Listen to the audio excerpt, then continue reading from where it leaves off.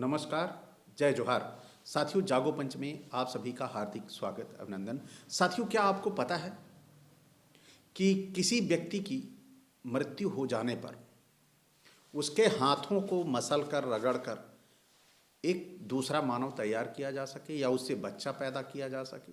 क्या आपने ऐसा सुना है? बिल्कुल, आपने ऐसा नहीं सुना होगा। तो आज इस वीडियो में अंतिम तक बने रहिए। इसमें बहुत ही बड़ा चमत्कार आज देखने को मिलेगा कि एक व्यक्ति की बाँह रगड़ देने से उससे बच्चा पैदा हो जाता है, उससे दूसरा आदमी तैयार हो जाता है, पैदा हो जाता है। ऐसी चीज़ें हमें कहीं नहीं मिलेगी, विश्व के किसी कोने में सुनने को नहीं मिलेगी। ये हमारी केवल हमारे देश की पौराणिक जो पुस्तकें हैं उन कथाओं में देखने को मिल जाएगा। और साथ ही साथ आपको ये भी पता होगा कि हमारी इस धरती यानी इस ब्रह्मांड, ये पृथ्वी का नाम पृथ्वी क्यों पड़ा? क्या पृथ्वी का नाम पहले से ही पृथ्वी था या पृथ्वी नाम रखा गया?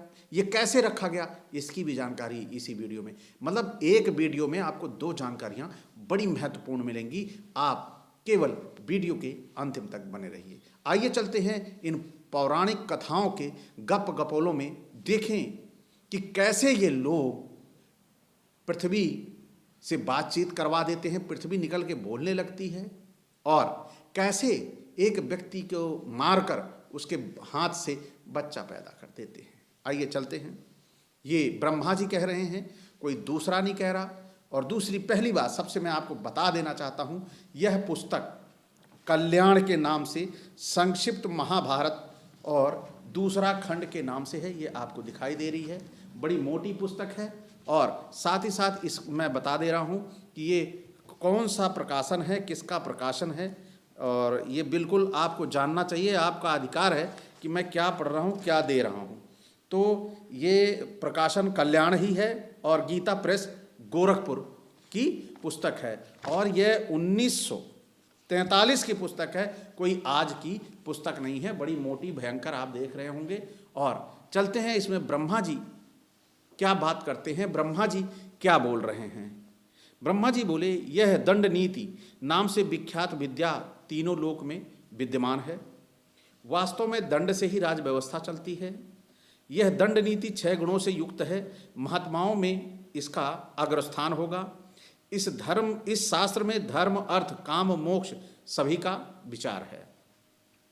तब सबसे पहले जब उन्होंने ऐसा कहा, तब सबसे पहले भगवान शंकर ने उस नीति शास्त्र को ग्रहण किया।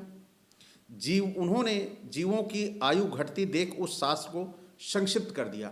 यानी उसको जो उनकी आयु घट रही है वो बहुत बड़ा था, इतना विस्तृत था, कोई पढ़ नहीं सकता, उसको संक्षिप्त कर दिया। फिर यह ग्रंथ वैशलाक्ष कहलाया। इसे इंद्र ने ग्रहण किया। इसमें कुल 10,000 अध्याय थे, छोटे मोटे नहीं। फिर भगवान इंद्र ने भी इसे संक्षिप्त किया और इसमें केवल 5 अध्याय रह गए। यानी कि इतना विस्तृत था, उम्र कम हो रही थी कि ये पढ़ेंगे तो इनका तो एक जीवन तो पढ़ने में ही निकल जाएगा। तो इंद्र ने भी उसको कम कर दिया। इंद्र वगैरह, सोचिए शिव वगैरह कितने चिंतित हुआ करते थे, यहाँ पे पृथ्वी पर लोग हैं, उन किताबों को कैसे पढ़ेंगे, कैसे जानेंगे। तो इन सब ने क्या किया, उसको कम कर दिया कि हमारे देश की ये जनता जो है वह उसे पढ़ लिख सके, नहीं तो पूरी उम्र पढ़ने में बीत जाएगी, खाएगा कब, कमाएगा कब। तो बड़ा एहसान किया इन लोगों ने। फिर तब यह ग्रंथ बाहुदंतक कहलाया, जब इंद्र ने छोटा किया। इसके बाद बृहस्पति ने इसे 3 सहस्त्र अध्यायों में संकुचित कर दिया। जो संक्षिप्त बहुत बड़ा था, मतलब लेवल बनता गया छोटा छोटा छोटा, बृहस्पति ने उसे और संकुचित कर दिया। और फिर यह ग्रंथ बृहस्पत्य नाम से प्रसिद्ध हुआ। फिर योगाचार्य शुक्राजी ने इसे संक्षिप्त करके 1000 अध्याय में रचा। यानी बृहस्पति के बाद शुक्राचार्य के पास आया, उन्होंने इसको और भी छोटा कर दिया। इस प्रकार महर्षियों ने मनुष्यों की आयु का ह्रास होते देखकर लोकहित की दृष्टि से इस शास्त्र को बहुत ही संक्षिप्त कर दिया। यानी अब इसके बाद भी महर्षियों ने, यानी जितने महर्षि हुए थे, इन्होंने, आदमी की आयु छोटी हो रही थी तो इन्होंने उसे और छोटा कर दिया। ये तो वही हाल हो गया कि जैसे एक बार चाइना ने एक तार बनाया, वो बाल से भी पतला था। क्या वह बाल से भी पतला था? तो जापान वाले उसे ले गए। जापान वालों ने उस बाल से पतले तार में भी अंदर से छेद कर दिया। फिर उसे अमेरिका वाले ले गए। अमेरिका वालों ने क्या किया, उस जो बाल से पतला तार था उसमें जो छेद किया हुआ था, उस छेद में भी अमेरिका ने तार डाल दिया। इसके बाद फिर बारी आती है किसकी, हमारे इंडिया वालों की। इंडिया वाले लेके आए उस तार को और यहाँ पर उसके ऊपर लिख दिया मेड इन इंडिया। उसी तरह ये पुस्तक थी, बहुत विस्तृत थी, फिर पतली पतली छोटी छोटी होते हुए हमारे महर्षियों के ने इसे एकदम ही पतला कर दिया कि सारे मानव पढ़ सके। इस नीति शास्त्र की रचना के बाद मृत्यु की मानसी पुत्री सुनीता से राजा अंग के द्वारा वेन का जन्म हुआ, वेन राजा का जन्म हुआ। वह राग द्वेष के अधीन होकर प्रजा में अधर्म प्रचार करने लगा।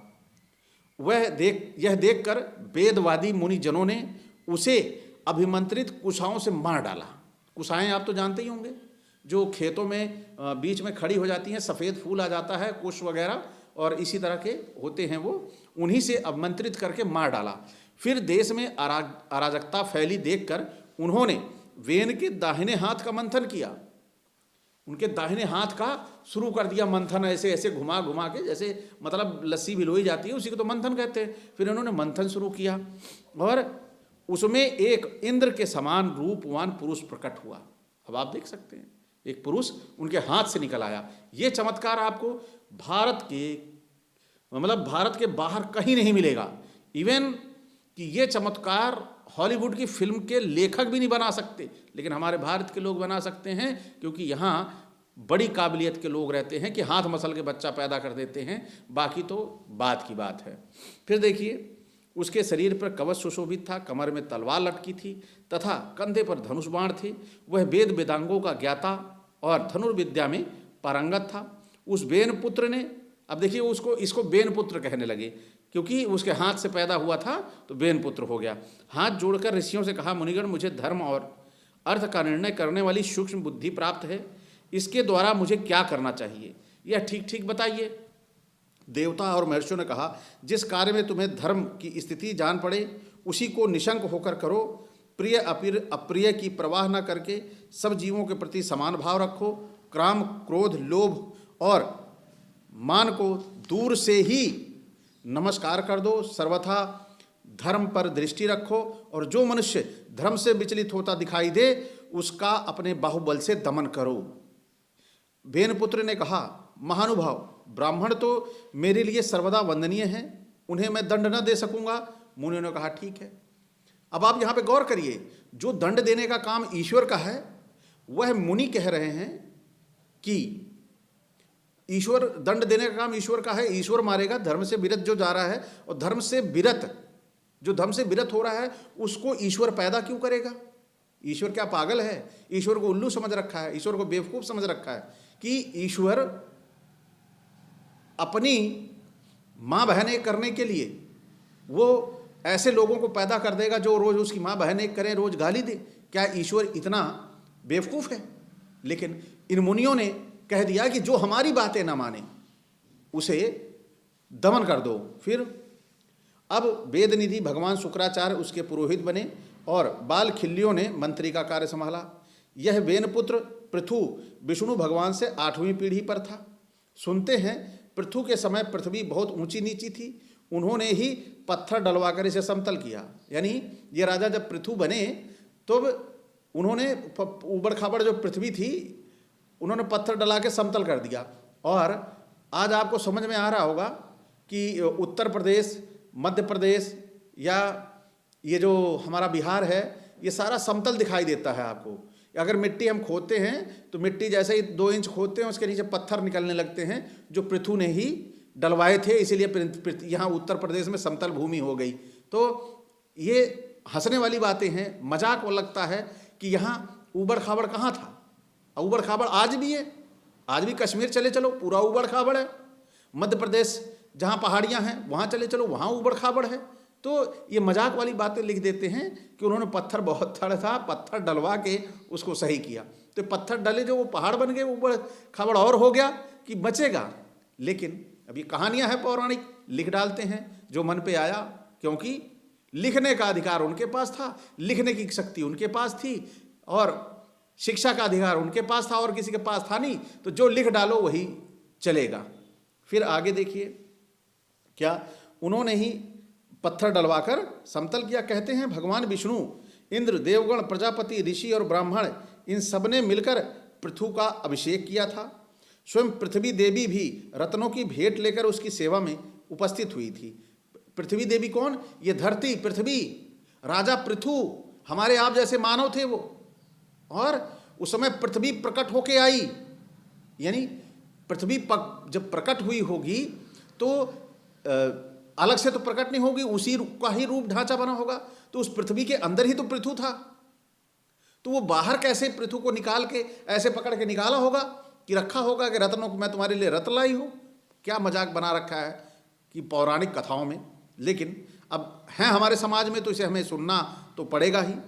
फिर आगे देखिए, समुद्र, हिमालय और इंद्र उन्हें अक्षय धन दिया था तथा यक्ष और राक्षसों के स्वामी भगवान कुबेर ने भी बहुत धनराशि भेंट की थी। और भगवान कुबेर राक्षसों के राजा थे, राक्षसों के भगवान थे, स्वामी थे। आज चलिए ठीक है, हम राक्षस हैं, धन के स्वामी कौन? जैसे मैं हूं, मेरे को तो अब राक्षस ही कहेंगे ना, क्योंकि मैं उनकी बातें नहीं सुन रहा हूं, उनकी बुराई कर रहा हूं। तो जो इनकी बुराई करता था, जो इनके अंदर बुराइयां निकालता था, वो राक्षस था।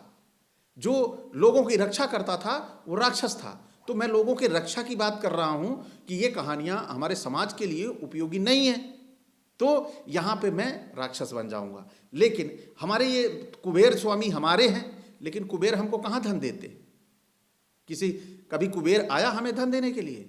तो हमारा स्वामी कुबेर कैसे हो सकता है जो हमारी सुनता नहीं? तो ये सब केवल हमें बहकाने और छलने के लिए लिखी गई हैं। अभी थोड़ा सा धैर्य बनाए रखिए, अभी आपको पृथ्वी का नाम भी पता चलेगा आगे आने में कि पृथ्वी का नाम पृथ्वी कैसे पड़ गया। फिर युधिष्ठिर राजा पृथु के संकल्प करते ही करोड़ों हाथी, रथ, घोड़े और पैदल प्रकट हो गए। मतलब पैदा नहीं हुए, प्रकट हो गए। उनके राज्य में बुढ़ापा, दुष्काल आदि व्याधि, सर्प, चोर या आपस में एक दूसरे से किसी प्रकार का भय नहीं था। जिस समय वे समुद्र में होकर चलते थे, जल स्थिर हो जाता था तथा पर्वत उन्हें रास्ता दे देते थे। उन्होंने उस पृथ्वी से तरह प्रकार के धान्य दुहे थे। महात्मा पृथु ने इस लोक में धर्म की वृद्धि की थी, सारी प्रजा का रक्षण किया था, इसलिए वह राजा नाम से विख्यात हुए। ब्राह्मणों का क्षति से त्राण करने के कारण वह क्षत्रिय हुआ तथा उसने धर्मानुसार भूमि को प्रथित यानी पालित किया था। पृथ्वी को पालित किया था यानी बचाया था, तो इसलिए इसका नाम पृथ्वी पड़ गया। पृथ्वी का नाम राजा पृथु द्वारा इसका भूमि का पालित किया था, पाला था, रक्षित किया था, इसलिए इसका नाम पृथ्वी पड़ गया। स्वयं भगवान विष्णु ने उनके विषय में ऐसी मर्यादा कर दी थी कि राजन, कोई भी पुरुष तुम्हारी आज्ञा का उल्लंघन नहीं करेगा, तुमसे बढ़कर नहीं होगा। राजा पृथु के शरीर में स्वयं भगवान विष्णु का आवेश था, इसी से सारा संसार उन्हें देवता की तरह मानकर उनके सामने झुकता था।